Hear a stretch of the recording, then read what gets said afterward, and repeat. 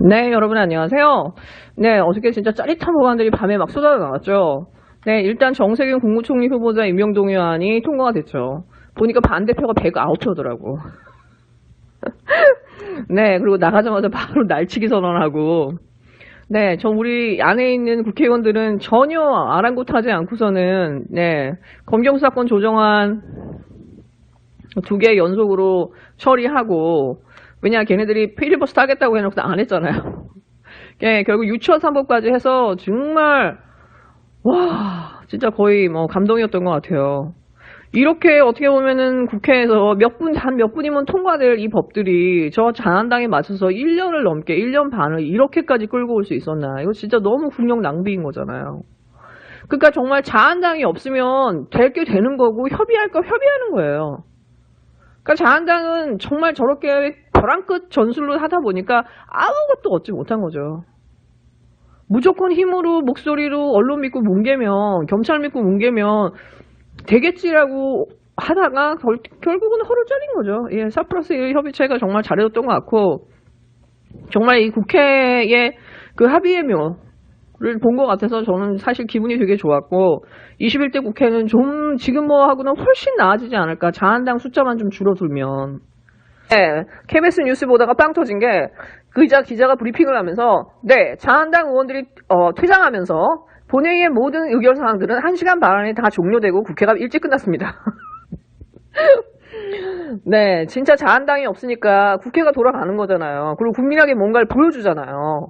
그러니까 서로 정치적으로는 달라지고 뭐 반대를 하든 기권을 하든 어쨌든 앉아서 서로 합의한 부분에 대해서 통과시켜 주잖아요. 저는 정말 21대 국회가 이런 식으로만 돌아간다면은 국민이 이렇게 국회를 그렇게 진짜 자불한 속으로 바라보지는 않을 것 같아요. 그리고 저는 사실은 이번에 문인상 의장한테 너무나 감사하다고 생각해요. 사실은 노무현 정부 때 4대 개혁 입법 결국은 김원기 의장이 받지 않았기 때문에 끝내 좌절됐잖아요. 직권 산정해달라고 그렇게 했는데, 왜냐면 자한당이 그때 난리가 났었고 박근혜가 촛불 들고 나가고 직권 산정밖에 답이 없었는데 결국 안 했거든요. 합의호라고 하면서. 근데 저는 그때 문희상 의장이 받은 그 트라우마 때문에 결국은 이 결단을 했다고 봐요. 그러니까 저는 정치인이 협의하는 정신은 중요하지만 정말 저렇게 벼랑 끝으로 1년 넘게 저렇게 국회를 마비시켰다 그러면은 적어도 내가 리더고 의장이라고 하면은 저는 욕을 먹는 각오를 하더라도 이게 역사를 위해서 미래를 위해서 필요한 범위면은 저는 결단하는 것도 정치인의 가장 큰 덕목이라고 생각해요. 저는 그런 부분에서 저는 문희상 의장이 이렇게 결단해 준 거에 대해서 정말 너무너무 감사해요. 솔직히. 물론 뭐 이인영 대표나 뭐 이해찬 대표 그 외에 많은 분들한테도 뭐 정말 감사하지만은 4+1 협의체 자체에도 정말 감사해야죠. 이번에는 모든 걸 마지막까지 다 같이 마무리했고 이탈하지 않았으니까. 하지만은 예, 특별히 문희상 의장한테 감사를 드립니다. 네, 어저께 제가 빵 터진 뉴스가 2가지가 있었는데, 하나는 그 나다은이라는 여자분이 계신데, 그분이 이제 자한당의 인재 영입으로 이렇게 들어간 거예요. 청년으로, 배당해서. 근데 이분이 3일 만에 자한당에서 출당을 당해서 쫓겨난 거예요. 그래서 나중에 알고 봤더니, 가로세로 연구소랑 뭐 이런 고급 유튜버들이 이분에 대해서 뒷조사를 한 거야. 그랬더니 이분이 서초동 촛불 집회 나가고, 조국수 집회 나가고, 문재인 대통령 막 굉장히 지지자에, 심지어는 자한당이나 공화당에 몰래 위장해서 들어가가지고 쟤네들 혼내주고 싶다고 막 그런 글을 올리셨던 분이었더라고요. 그래서 자한당에서 그게 발칵 뒤집어져가지고 이분이 나중에는 아니라고 그냥 그거 중요하게 쓴 거 아니다 이랬는데 이분을 갖다가 결국은 출당시켰더라고요. 제가 기사를 잘 자세히 읽지 못했는데 자한당이나 들어가가지고 황교안이랑 사진 찍고 막 그랬더라고요. 근데 이분이 혹시 무슨 마타리 같은 역할을 꿈꿨나 생각. 네, 어떻게 제가 뉴스를 보면서 이상하게 느낀 게 뭐냐면 이 주광덕의 이성윤 서울지검장 조롱 문자가 사실 되게 큰 뉴스인데 뉴스를 거의 안 다뤘어요. 특히 공중파에서 마치 단신처럼 설리려고요. 이 주광덕이 어저께 아주 자신감 있게 권력에 취한 친문 검사가 진짜 그 좌천된 검사, 특히 대검 차장 검사들한테 단체 문자를 보내서 조롱을 했다. 이게 어떻게 가능하냐? 이 권력 미친 권력이다. 이러면서 난리를 쳤는데 나중에 이성윤 그 서울지검장이 에? 난 조롱을 한 적도 없고 단체 문자를 보낸 적도 없고 내가 유일하게 문자를 보낸 건 강남일 차장검사인데 그것도 인사발령 나기 전이거든요. 그러니까 이 사람이 문자를 보낸 거는 맞지 않냐고 그러면서 계속 늘어지니까는 법무부에서 결국은 문자를 또 공개했어요. 그랬더니 그 문자가 존경하는 차장님 늘 좋은 말씀과 사랑으로 도와주셔서 진심으로 감사드립니다. 차장님께서 참 어려운 환경 속에서도 늘 관심을 가져주시고 도와주신 덕분에 그래도 그럭저럭 여기까지 왔다고 생각하고 감사하게 생각합니다. 정말 정말 고맙고 감사합니다. 늦은 시간입니다. 평화와 휴식이 있는 복된 시간이 되시길 간절히 기도드립니다. 늘 감사합니다. 이성윤 올림. 이게 다예요. 그러니까 평화와 휴식이 있는 복된 시간이 되시길 간절히 기도드립니다. 이것마저도 조롱으로 받아들인 거예요. 이 표현마저도. 자기가 뭐 하나님의 명광이 있기를 바란다. 어떻게 이런 말을 할 수 있냐. 자천된 검사들한테. 근데 이거는 인사가 나기 전이거든요.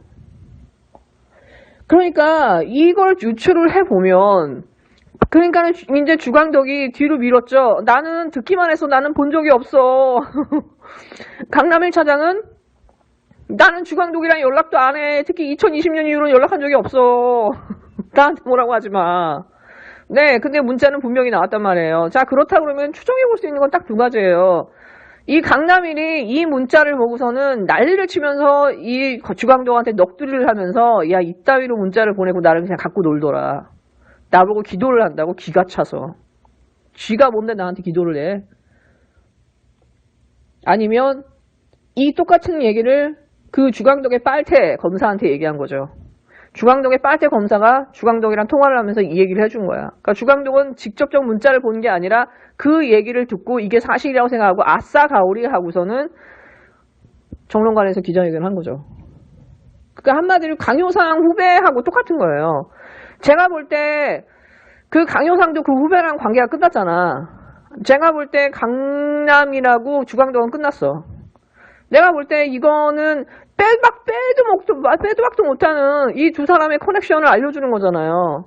강남일의 그 누구였던가 중간에 있던 빨대 검사거나 강남이거나 어쨌든 감찰할 수밖에 없는 상황인 거예요. 이 검찰들이 국회와 지금까지 주광덕한테 얼마나 많이 흘렸는지가 지금 계속 의심받고 있었던 거잖아요. 예를 들어서 조민 학생 뭐 생활기록부라든가 조국 그 집 압수수색했을 때 검찰한테 전화한 걸 가지고도 주광덕이 털었죠. 그것도 배려해달라고 했는데 그걸 압박이라고 하면서 언론 플레이를 했었죠. 그리고 국감에서도 윤석열의 아내가 아픈 상황이다 하니까 윤석열이 그때 씩 하고서 웃으면서 비웃었던 거 혹시 아시나요? 지금 윤석열 사단 애들 보면요. 지금까지 언론 플레이 해온 거 보면 너무나 야비하면서 애들이 베베베베 뽀였거든요. 그리고 모든 게 자기 위주인 거지. 그러니까 진짜 어떻게 이렇게 바닥인 애들이 이렇게 하나로 세트로 모이기도 쉽지 않아요. 그러니까 이런 애들 한꺼번에 처리한 거에 대해서는 진짜 너무 다행이라고 생각하는데 조국의 그 구속영장이 치고 나서부터 이 지금 조중동하고 이 검찰이 그 언론 플레이 하는 게 뭐냐. 조국 서울대 교수 직위해자라는 거야.